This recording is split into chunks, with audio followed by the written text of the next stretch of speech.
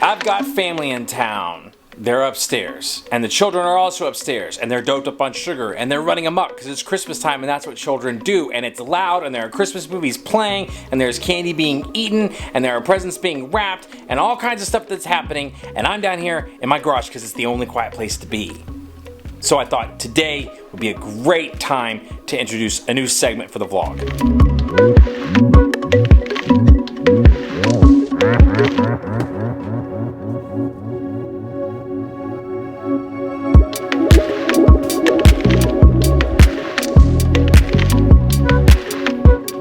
This is a story to be told to children at Christmas time and to be done in a proper voice. So don't tell it with your normal boring voice because, my friend, that would ruin the magic. And that would be a darn shame now, wouldn't it?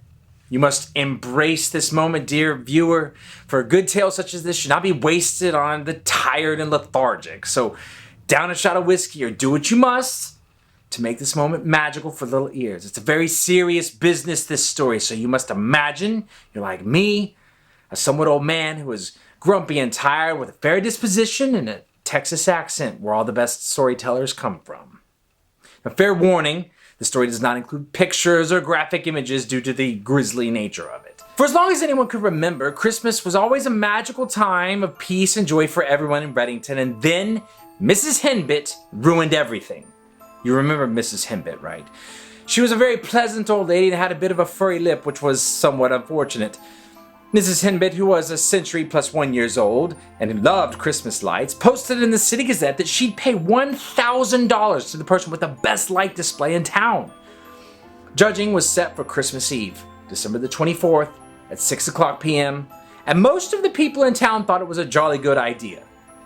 I don't mean to hold it against Mrs. Henbit. She was a very nice old lady and made the best oatmeal cookies for sure. Oatmeal cookies are the best in my opinion. Now, Mr. Hornsbum, he lived on the north side of Cherry Street, that's the better side. And across from his was Old Man McCleary's, and up until Mrs. Henbit's contest, most people never gave them much of a mind. It was Mr. Hornsbum who strung white lights across his house, and most people said it was very classically done.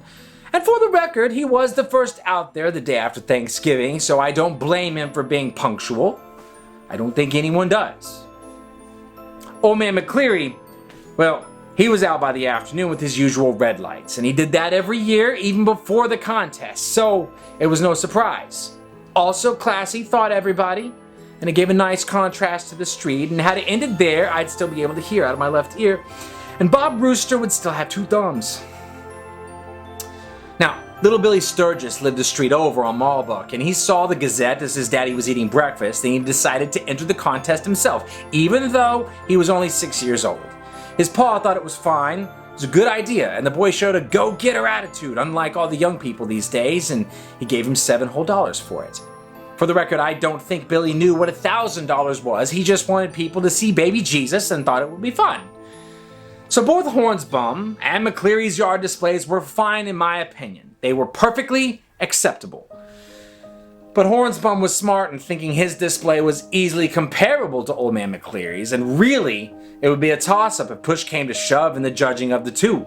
So he lit all his bushes, also in white, to put his house over the top.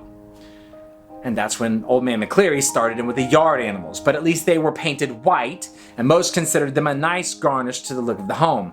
I myself did not care for them much. They were silly and unnecessary. Billy Sturgis, he set up a nativity scene in his front yard a few feet from the mailbox, and to say it was simple and crude would be calling it right. He was missing two wise men and the sheep, and he used a Budweiser bottle for Joseph, drew a mustache on it and everything, and he seemed quite proud of it. His pa told him to dress it up a bit more after seeing the cahoots going over, on Cherry Street, but Billy would have none of it, saying it would distract from little baby Jesus, which was the whole point of Christmas, even though the baby Jesus figurine was already chipped on the right side. Well, as we all know, things escalated from there on Cherry Street. Old Man McCleary and Hornsbum added yard animals, and then icicle strands across the roofs, and then flashing stars all over the windows with them LED moving lights, and we all certainly hoped it would end with the inflatables, which everyone knows are plain tacky, and always unwanted. Most of us thought it couldn't really grow any bigger since no part of either man's grass was visible through the decorations.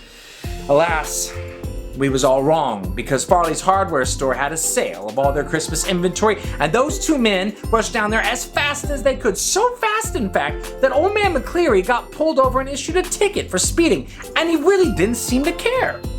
Hornsbum and old man McCleary stripped the Christmas shelves clean at Farley's hardware store, leaving nothing behind but dust and a few small packages of replacement bulbs that fell out of the boxes during their mad dash to the register.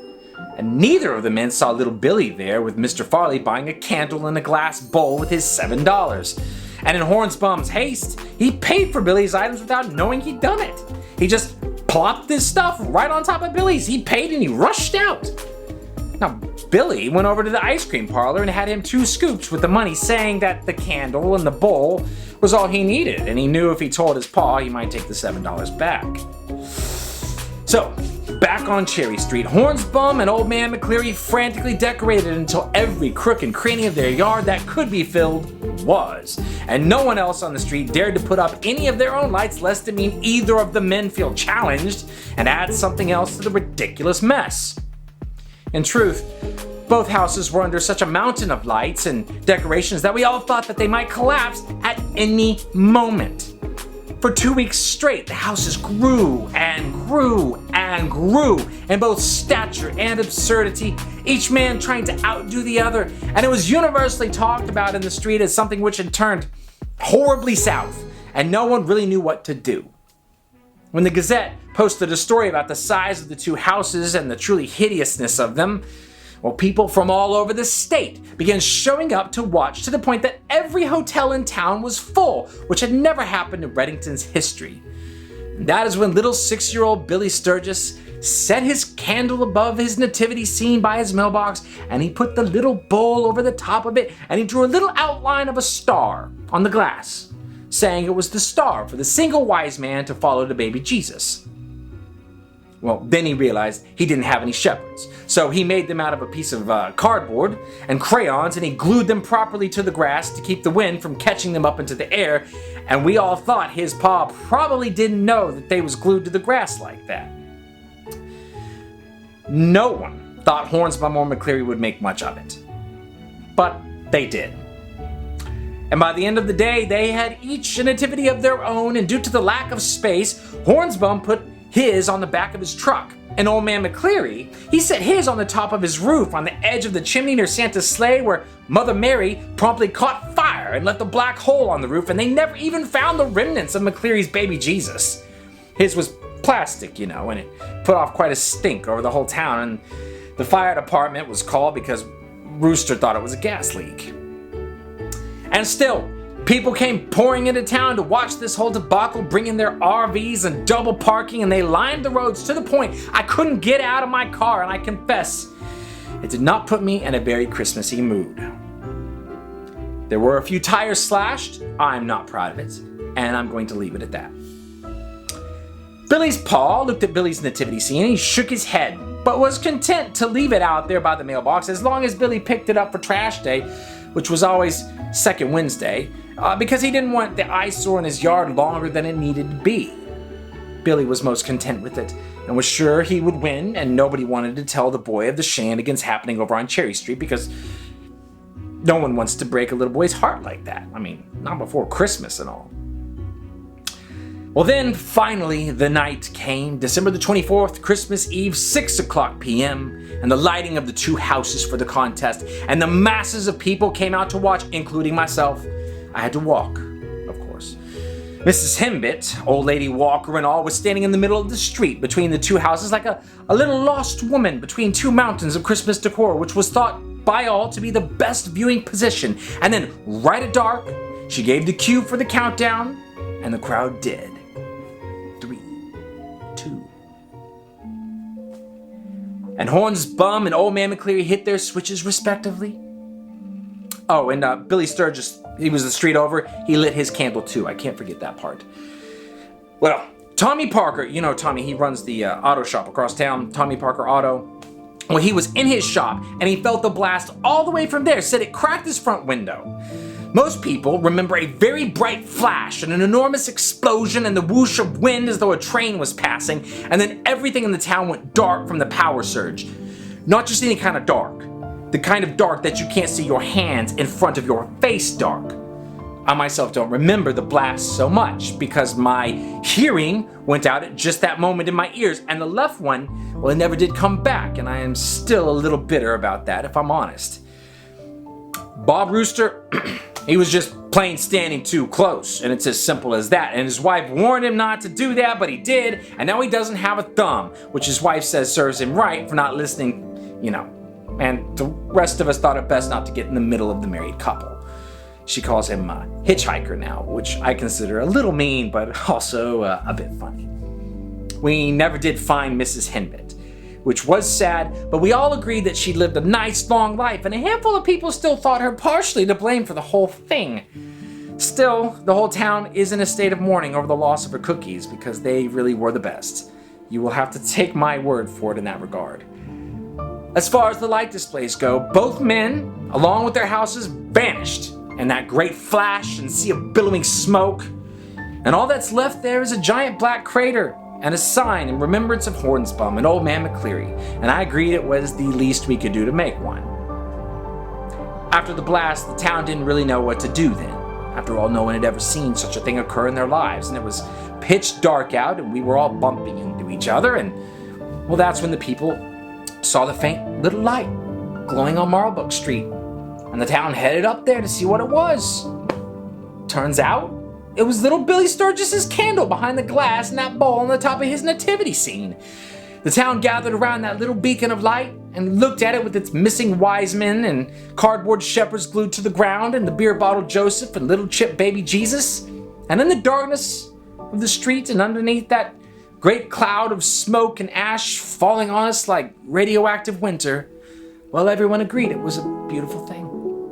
And just then, Billy himself came running out of his darkened house at a run, dressed in a torn white shirt his pa wore when he was changing the car oil, 2 clothes hangers for wings, and declared that he was the nativity scene angel. And little Billy Sturgis climbed up to the top of his pa's mailbox and he yelled out to the whole throng of people who had gathered around, "Do not be afraid. I bring you good news of great joy that will be for all the people. Today in the town of David a Savior has been born to you. He is Christ the Lord, and this will be a sign to you. You will find a baby wrapped in clothes and lying in a manger." I don't know why I spoke like that, but that's how we sounded. And you can believe it or not, but there was not an eye in that sea of neighbors and strangers that didn't have a tear or two, and there wasn't a single sound from anyone except the sound of soft ash falling, drifting down the ground around us, and no one dared breathe too loud, for there was magic in that moment. And then is when we all started singing Christmas carols. All the old favorites and some of the new, and it was a beautiful moment. Even to me, though, I was only hearing the songs with the one ear. We sang for a good long while, and then at midnight we all went home to our beds after a good shower. It was unanimously agreed that Billy Sturgis won the contest, but since we never found Mrs. Henbit, I handed him $10 from my wallet, and Billy never knew the difference.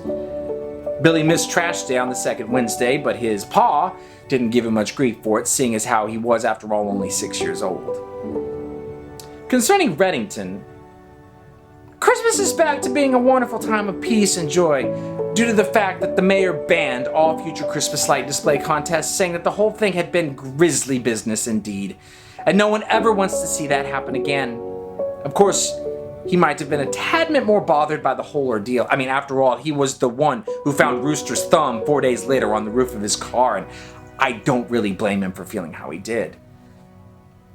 And as for me, well, I pause every Christmas Eve just for a moment, somewhere around 6 o'clock p.m. I think about that little shabby nativity scene, the little chip baby Jesus under the soft light of that single candle slowly being buried under gray ash and soot. And I remember the words of Billy Sturgis ringing into the night, in my left ear, in my heart. They're warmed at the thought. Merry Christmas.